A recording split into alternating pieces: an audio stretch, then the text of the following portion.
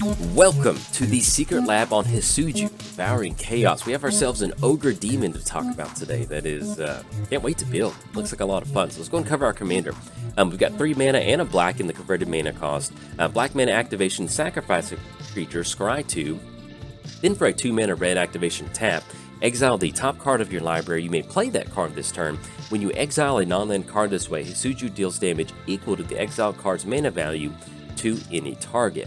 Now, as far as the creativity in building a commander deck around this particular commander, you're going to be pretty wide open. You will be restricted to something along the lines of an aristocrat style deck, or recurring creatures out of the graveyard, or going for some sort of top of the library effect, value engine to where you can manipulate the top part of your library. But as far as whatever sort of game plan you want to go for, it's pretty much wide open. You're not going to be punished for building just a straight aristocrats deck, or in the same way that you're just going to go for straight just top of the library damage. You've got a lot of different ways that you can do this. As far as the support in a commander like this, as far as the core strength of your deck, I would suggest that you have some sort of focal point. Hidetsugu does have 2 different abilities: sacrifice a creature, exile the top part of your library. You want to have your deck have some sort of have a priority on one of those abilities, whether it's sacrificing or top of the library. If you just kind of build half of the deck aristocrats and then half of the deck top of the library, you're going to end up with 2 weaker packages that are good at what they do, but it's not necessarily going to translate to something that is super efficient that's going to allow you to try to win the game. And so, but it also doesn't mean that you can't just go, maybe 75% aristocrats and then 25% top of the library. Whatever that may be, you just want to have one of them be the focal point, because if you're just good at both, you're going to end up with something that's just a little bit clunky and may not have that power in the end game to close the game out. Now, as far as timing goes, this is a very nice commander in that, there's a lot of times where we don't have to wait on something like Lightning Greaves or Swiftfoot Boots. Obviously, we do want those on the battlefield if we're going for our commander, but it also puts us in a spot to where, as we're developing our board state, whether it's building up aristocrat creatures or developing our value engine to manipulate the top part of our library, there may be some times to where we just get Hidetsugu down and just be like, all right, if this is good, and I get my next turn with Hidetsugu on the battlefield, I'm going to be able to get some value going. So it's not like you're trying to jam this down as quickly as you can. You can wait until the conditions are right for Hidetsugu, or you can just kind of roll it out and just hope that it sticks around. And, with it being at 4 total mana, it's nice, because if it goes back to the command zone, you're looking at 6. If it goes back one more time, it's 8. That's just really going to curve out really nicely as you keep making your land drops and you keep getting your mana rocks. So you're not really necessarily landlocked into getting this down as quickly as possible. You can wait until the conditions are correct for a Hidetsugu to come down, or you can just kind of roll it out as a value threat as you keep making more and more investments into your board state. Now, one of the fun ways to build this deck is definitely to go in an aristocrat style build. And if you've never built an aristocrats deck, I cannot recommend it enough. Aristocrats is my favorite way to play commander. There's no better feeling than sacrificing your creatures to drain your opponent for life total or to get extra value from sacrificing your creatures. It's just a lot of fun to play the game of commander. And really, this is my viewpoint on playing aristocrats. You always want to win the game when you're playing commander for the most part. It's always nice to win. But one of the things about aristocrats that makes it so rewarding is that you may not win the game, but you're sacrificing creatures or bringing stuff out of the graveyard. It ends up making for a very fun way to play the game. So win or lose, you're having fun playing the game because you're building this weird value engine with all these different creatures out there. Now, what makes an aristocrat deck really kind of operate at a high efficiency level is going to be cards like Blood Artist, Sir Conrad, and Zulaport Cutthroat. These aren't the best by themselves out there. Let's just say we have a copy of Blood Artist out there, but it really starts to amplify whenever we have multiple copies of that Blood Artist effect. And so for the rest of the video, there are some differences between Blood Artist and Zulaport. Blood Artist targets a creature.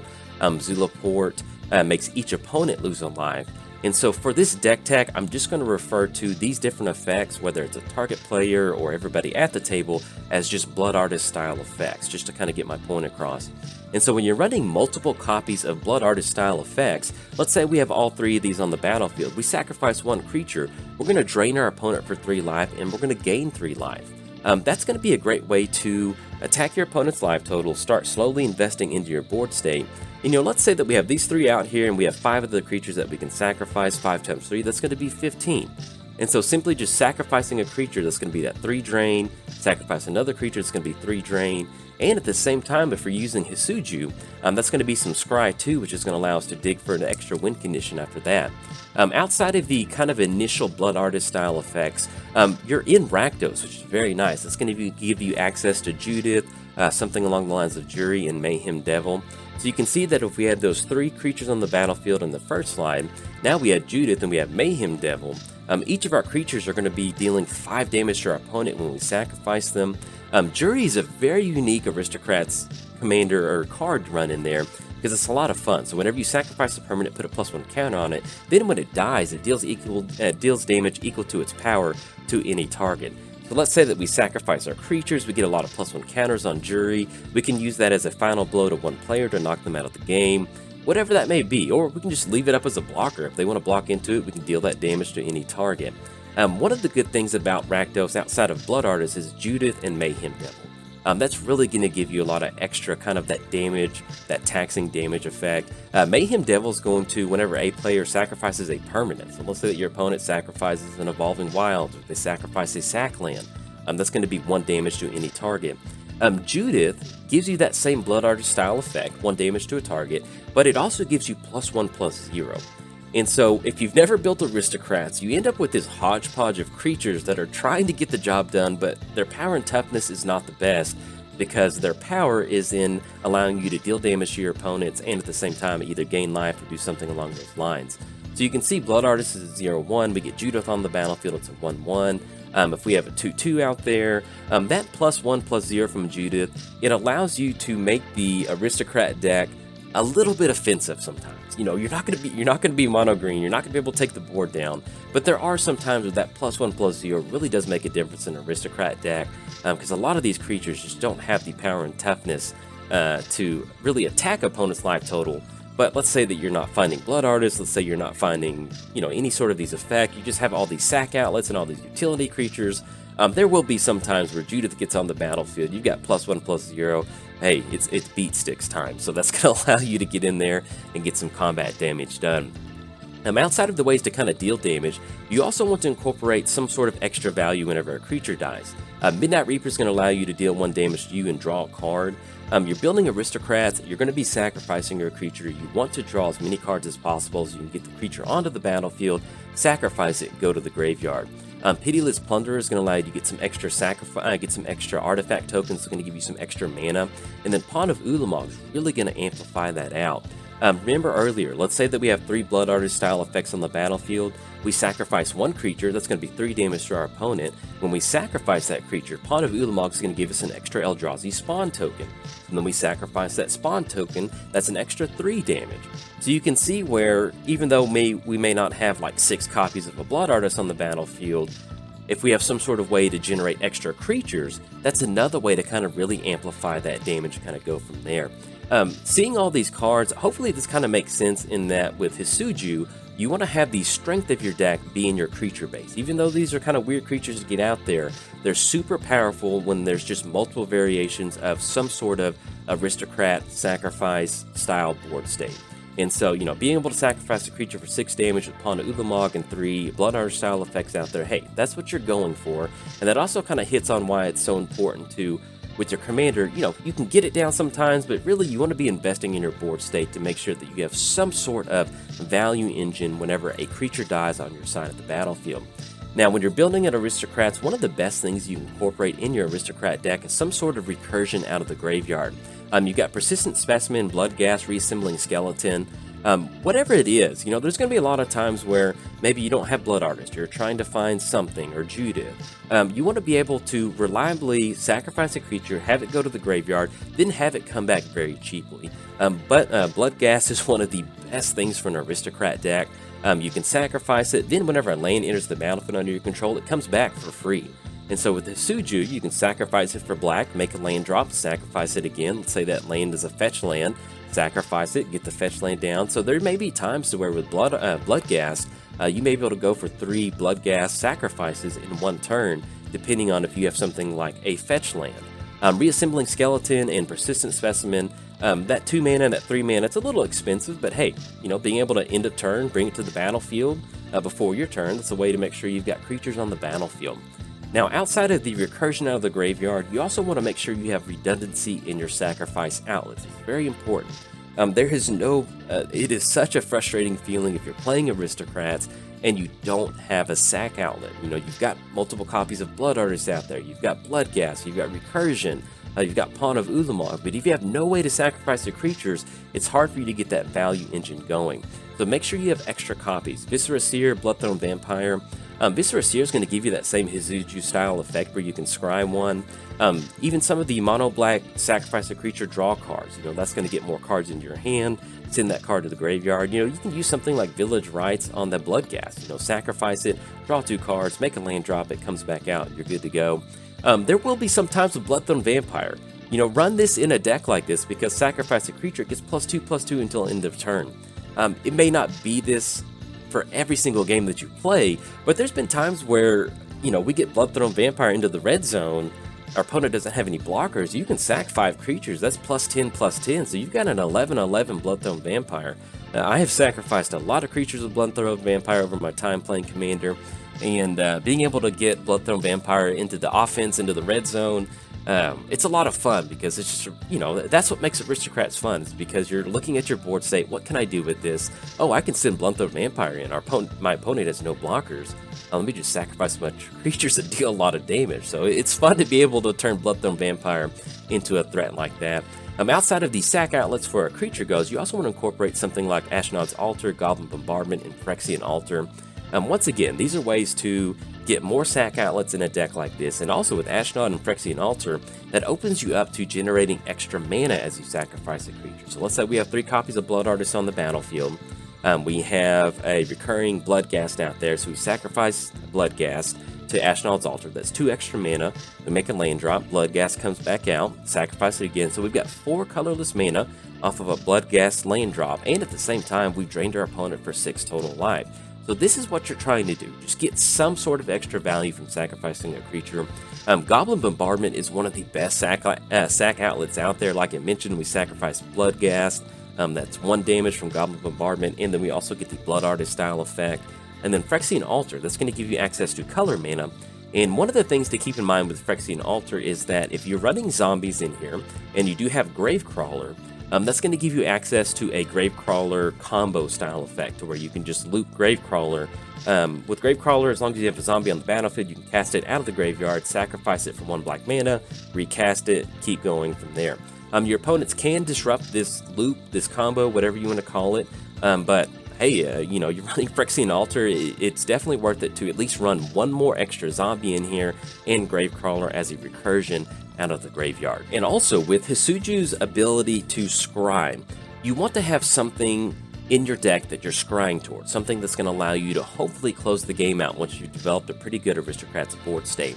Plumb the Forbidden, that's going to allow you to sacrifice all the creatures on the battlefield, end up with a lot of card draw. Gissa is going to give you the opportunity to start exiling your opponent's creatures to give you extra tokens to sacrifice, and then Living Death. This, if you're building Aristocrats, get a copy of Living Death, because Living Death is how you win the game. So, like I mentioned, let's say we have 3 copies of Blood Artists on the battlefield.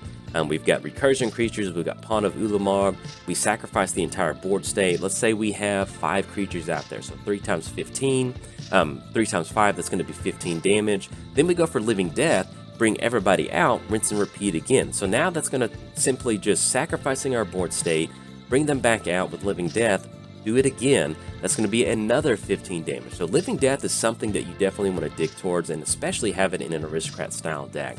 Whatever you're doing with the Hidetsugu sacrifice and scry ability, you want to have something that you're working towards that's going to be your finisher for the Aristocrats deck. And if you've never built it before, stick Living Death in there, goldfish the deck, and see what Living Death can do with multiple copies of Blood Artist, multiple copies of something like Pawn of Ulamog. You're going to be amazed at the value engine that you can build simply off of being able to sacrifice your board state and bring it back with Living Death. It's a lot of fun to close the game out this way. I cannot tell you how many times I've gone for a Living Death win with Aristocrats. It's one of the best ways to win a Commander. Now, if you're going to build this deck with a top-of-the-library focus where you're trying to deal damage to your opponents, one thing that I suggest is make sure that your high converted mana cost spells they're still castable. They have an impact. Either they have some sort of reduced cost to casting it, or they give you some sort of impact on the battlefield. Now with Draco, that's 16 damage. You might as well go and run it in there because it's going to be fun to hit somebody with 16 damage. But also, make sure you have cards like Emrakul or It That Betrays. These are going to be high mana investments to get these down. But if you can get It That Betrays down, whenever an opponent sacrifices a permanent, put that card onto the battlefield under your control, hey, that's a very powerful effect. And it's really not that crazy to get to 12 mana in a commander like this. Emrakul is going to give you a reduced cost for each card type in your graveyard. You're sacrificing creatures, you have artifacts, enchantments. That's a great way for you to still deal 13 damage to your opponent, and then maybe only cast it for 8 or 9 mana, which is pretty feasible in a deck like this. So whatever it is, whatever sort of high mana value cards you're running in here, make sure that you still have some sort of way to cast them, because if your opening hand is Draco, Emrakul, and It That Betrays, that's really clunky to get your commander down and have it be efficient. So you don't want to go super heavy with top of the library style effects, but still have some sort of light package in there, because if you have multiple 12s, 10s in your opening hand, it's going to be really hard to get that done. One of the ways that you can kind of get around that is by running spells that have a reduced mechanism. Volcanic Salvo, that's going to be reduced cost for the power of creatures that you control. So we're looking at 12 to reveal off of Hidetsugu, but at the same time, if we've got an Aristocrat's board state out there, we might be able to simply cast this for double red and be good to go. So that's one way that you can deal that damage to your opponents and at the same time still cast this high mana value spell. Same thing with Cauldron. We're building an Aristocrat deck that's going to be creature cards in the graveyard. Having 5 creature cards in the graveyard once you get Cauldron down is really not that far-fetched, so you're going to be able to get this down for 2 black mana. And also, with some of your high converted mana cost spells, something like Apex of Power, if you're running a high converted mana cost instant or sorcery, have it be super impactful if you're going to be investing something in the along the lines of like 10 mana into Apex of Power. Exile the top 7 cards of your library. You may cast non-land cards this way. If a spell was cast from your hand, add 10 mana of any color. So that's going to give you 10 mana with Apex. It's going to allow you to cast some of those cards. That's a very high impact spell. So if you can exile this, deal that damage for 10 damage, and then have 10 mana and a fresh grip of 7, hey, that's good. That's a high impact spell right there. It is definitely worth the 10 mana. So if you're investing in these high converted mana cost spells, make sure that you can still cast them, or if you're going to pay the iron price for something like Apex of Power, make sure that it's going to give you a ton of value once that comes down.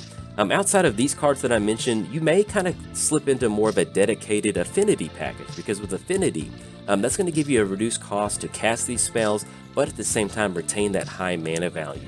Affinity is going to give you, for every artifact, it's going to cost 1 less for each artifact that you control. So let's say you have your normal mana rocks in here, being able to get Companion down for less than 7, you can be able to deal 7 damage, maybe get it down for only 3 or 4 mana. Same thing with Furnace Dragon and Golem. Whatever it is, this is going to allow you to maintain that high mana value, but at the same time, you can still get it onto the battlefield based on the number of artifacts that you control. Same thing with Mirror Enforcer, Slag Strider, Metalwork Colossus. Once again, it's that same style effect that we're going for. High mana value, but when we go to cast it, it's not going to cost that. That's going to be very important to incorporate that in your deck build. Now, as far as setting up the top of your library, you definitely want to make sure that you have ways to manipulate it. We have Sensei's Divining Top, we've got Scroll Rack, we've got Brainstone. Like I mentioned, if you get your opening hand and you've got 2 or 3 of your big payoff spells in your opening hand, it's great to see that, but you still need something to put some of those either on top of your library or some sort of way to shuffle them away, because you can't get your game plan going if you have such high mana value cards in your opening hand. So make sure you have some sort of way to manipulate the top part of your library. Scroll Rack's going to be a wonderful way to do that, and then Brainstone. You do have to sacrifice it, but having that draw 3, put 2 back on top, that is going to be a very nice effect to allow you to kind of get rid of some of that high mana value stuff, and at the same time draw for either card advantage, draw for more mana rocks, whatever that may be. You need some sort of way to kind of manipulate the top part of your library. We are in Rakdos. We do have access to Red's looting card draw. We've got Faithless Looting, different things that allow you to draw cards and discard cards. One of the best ways to set up your commander is use something like Bullrat Stronghold. So let's say we go for Volrath Stronghold, we have Faithless Looting, we discard Draco into the graveyard, then we can put that on top of our library to make sure that we set up the perfect Hidetsugu reveal off of that second ability. So running some stuff like Haunted Crossroads, Forever Young, you know, if you get a lot of creature cards in your graveyard with something like Forever Young, you know, you'd have to make sure you set up that draw correctly, but by putting all these creatures on top of your library, you can set it up to where Hidetsugu can, you can go for a couple different activations with Forever Young depending on how you sequence those creatures on top of your library. But these are some of the best ways to make sure that you can very reliably and very easily deal damage to your opponent and at the same time kind of progress your board state. It basically just turns your graveyard into an extra hand.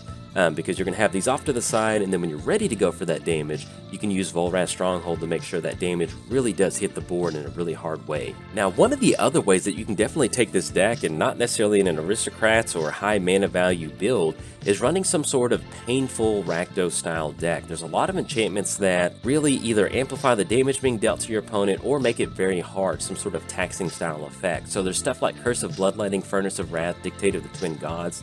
So if you're going in this little bit of a kind of hate style deck, you're going to be using Hidetsugu in a way to just go for card advantage. You're not really worried about hitting your opponent for 16 off of Draco, but if you reveal Curse of Bloodletting, deal 5 damage, then get it down, you're going to be able to amplify double that damage. Same thing with Furnace of Wrath and Dictate of the Twin Gods. It is perfectly fine to build Hidetsugu in a way to where you don't really care about dealing one big damage spell, but, you know, maybe go for an activation, get down Furnace of Wrath. A couple turns later, you get down Curse of Bloodletting. Now we're getting that amplifying damage effect on our opponents without, you know, going for something like Aristocrats or trying to hit them with a big high mana value spell.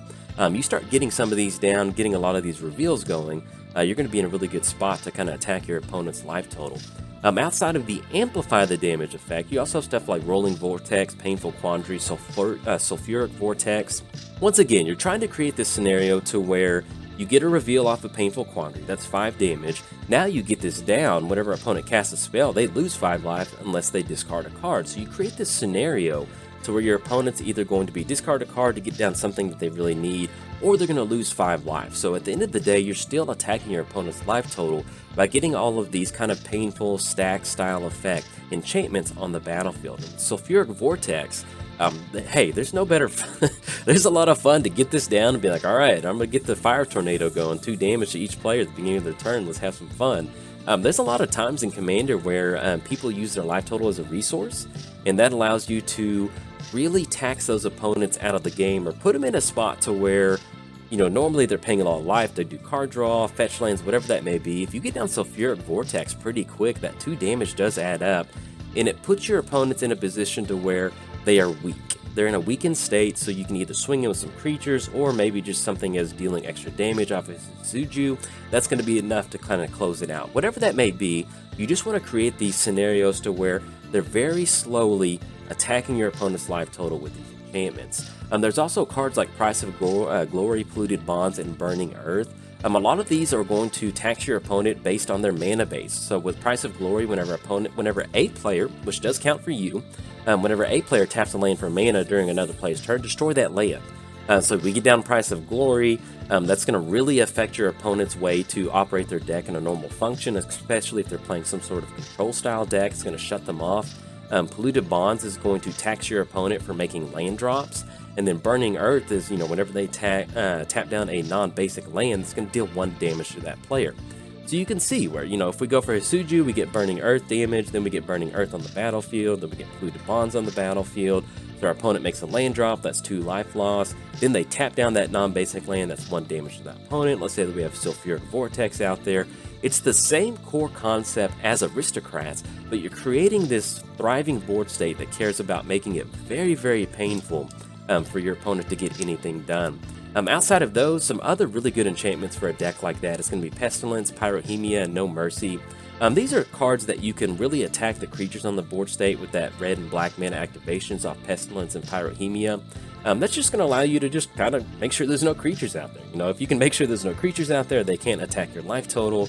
You can really start spamming the board. You know, especially, you can definitely build Hidetsugu in a way that it's almost creatureless. You know, it does get rid of the sacrifice effect, but being able to have Pestilence and Pyrrhemia out there, controlling the board state, it's going to make sure your enchantments stay out there, your taxing effects stay out there, and it's really going to help your game plan. And also, No Mercy. I love No Mercy in an enchantment deck. Whenever a creature deals damage to you, destroy it. There's no better way than to say, yeah, come on in, but I'm going to destroy that creature. It's one of the best ways to make sure that people just don't attack you. But the good thing that it does is it gives you time to help develop your board state, to find stuff like Price of Glory or Burning Earth, whatever that may be. There are multiple ways to take this commander. You can go full-on Aristocrats, you can go full-on top of the library, you can go full-on red activation just to get card advantage. However you want to build this particular commander, it's totally up to you. The only thing that I will say is if you just have a little bit of the stacks effects, if you have a little bit of the Aristocrats, if you have a little bit of the top of the library effects, a little bit of the high mana value spells, if you're just good at everything that Hidetsugu can do, your deck is going to be spread so thin that it's not going to be good at one thing, and if you're not good at one thing, you're going to have trouble closing the game out. So if you're going to build this commander, stick to one core package. You know, like I mentioned at the beginning of the video, it's perfectly fine to have a 75% Aristocrat deck and then maybe a 25% enchantment damage style deck. You know, whatever that may be, you still want to have some sort of primary focus, because if you look at Hidetsugu, there's basically 3 different things that you can do with it. The sacrifice ability, the deal damage equal to the spell, or card advantage. So as long as your primary focus is in one of those areas, you're going to have a lot of fun playing this commander. Like I said, you don't want to spread yourself really thin in building this commander. And also, you know, if you do end up building a little bit of each package, that's perfectly fine. That way you can kind of see what sort of playstyle you like with a value engine like Hidetsugu, and then that'll allow you to kind of go into one certain area that you want to really kind of hone in on. But anyways, have fun. If there's some sort of way that you want to take this commander that I did not cover in the deck tech, hop in the comments. People watch these videos as a way to kind of a resource to build this deck. And so if you have other card ideas or certain synergies, or, you know, just deck ideas in general that you're going for, hop in the comments. Let me know. I enjoy reading them because I like to get other people's perspective on Magic as far as how they build the deck, because it helps improve my deck building experience. But that is going to be it for the video. In fact, if you enjoyed it, hey, like and subscribe. Thanks. Bye.